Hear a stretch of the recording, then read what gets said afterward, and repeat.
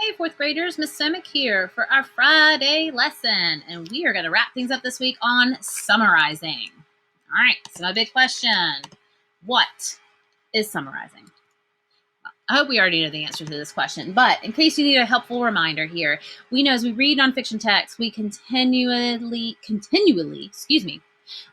think about the important information that the author wants us to learn.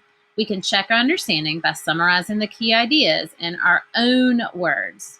We do this. How do we do this? By first identifying the main topic. What is it mostly about? What's the main idea? And then we're going to look for those important subtopics and those supporting details. So today we're going to take a look here at an article entitled Being Squirrely. And we're going to learn how to take notes to help us summarize the text's key ideas.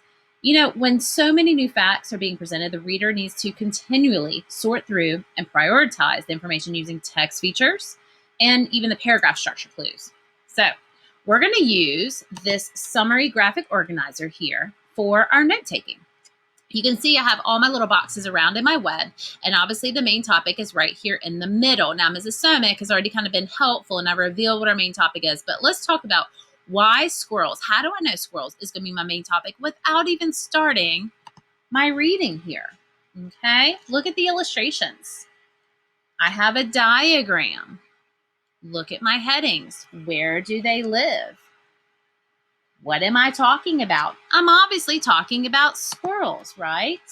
Okay, we can infer that this article is about squirrels. So please, in your handout that's in your white binder or your blue binder, okay, you need to add that in the center of your web. Now, as we read, we need to think about the important details that are going to be included in the article about squirrels. Remember, writers often indicate important information by repeating maybe the words, chunking ideas about key ideas, or subtopics below the subheadings in bold print. We know we have our headings in bold print to help us give us some important ideas. We may also use some other text features. So I want you to follow along as we go through each section. We're going to add to our web here with some important details. Once we have our details down, then we can practice giving a nice, thorough summary. All right, so let's go ahead and start with being squirrely.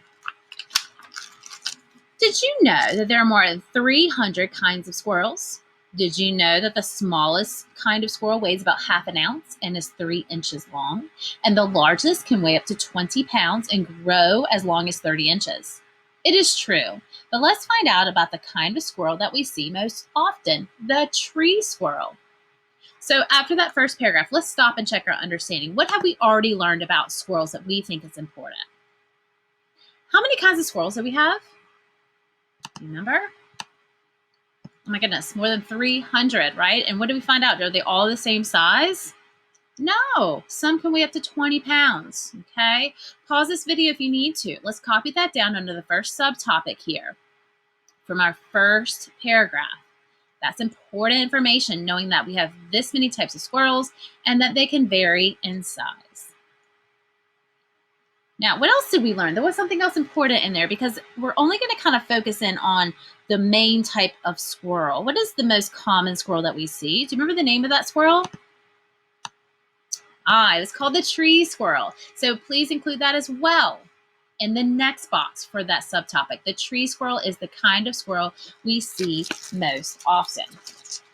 Pause if you need to, okay, to copy it down. I'm going to continue on because I'm going to get into this next subheading. It says, where do they live? So this is going to be important because this whole section here in my article is going to be all about where they live. Let's see if we can't come up with a good detailed sentence for that. Squirrels often have two homes. The first one is a place where they can always go to stay warm. This home is probably placed in a hollow tree trunk or maybe a nest built on a branch. A tree squirrel's home is often called a den. The squirrels cover their home with dry leaves and bark strips. They live in this home during the winter. They also sometimes live in people's attics.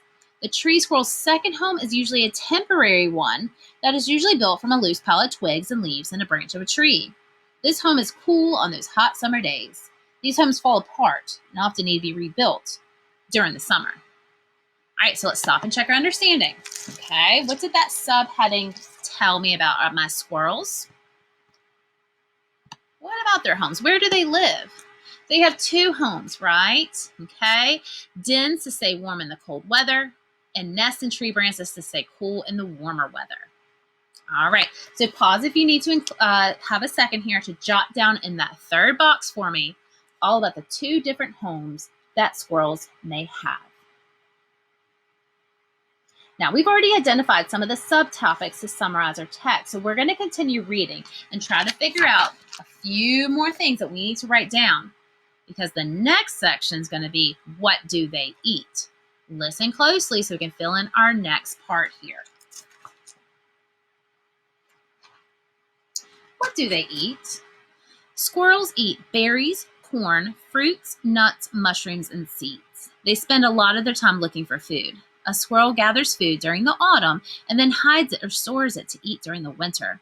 Squirrels store this food in holes in the ground, in trees, or in their dens. So, what do you think is some key information about what they eat that I should write down? What do they eat?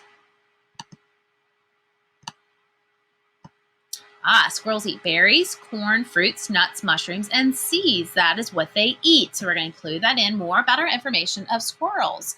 Now, I have one final subtopic here that says, how do they communicate? And that is going to be my final little box here for my web that I'm going to include. So listen carefully, okay, so we can wrap this up today.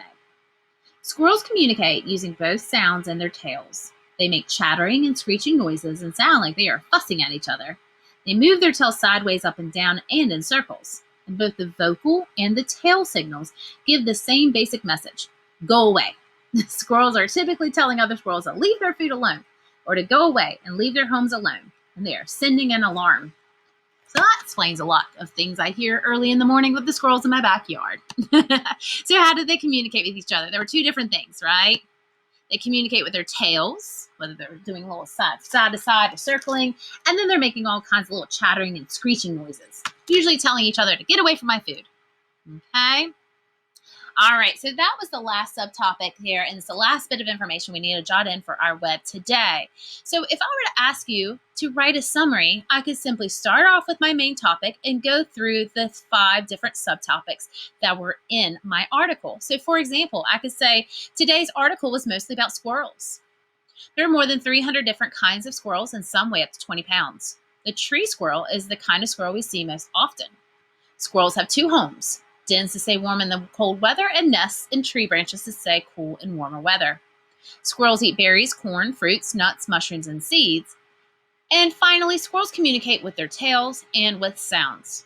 So that would give someone who is listening to my summary a basic idea of what this article was mostly about, a proper summary. Okay, so friends, for your exit slip today, we are going to have a summary quiz with key details and identifying the main topic here. For you Zoomies, it will be right there in your Google Classroom ready to take. My Roomies, you're obviously going to take this on paper in class. All right, friends, this is a grade, so do your best. Look for your evidence. Remember, big idea is your key idea, okay, your main idea, and those supporting details need to support the main idea. All right, friends, until next time.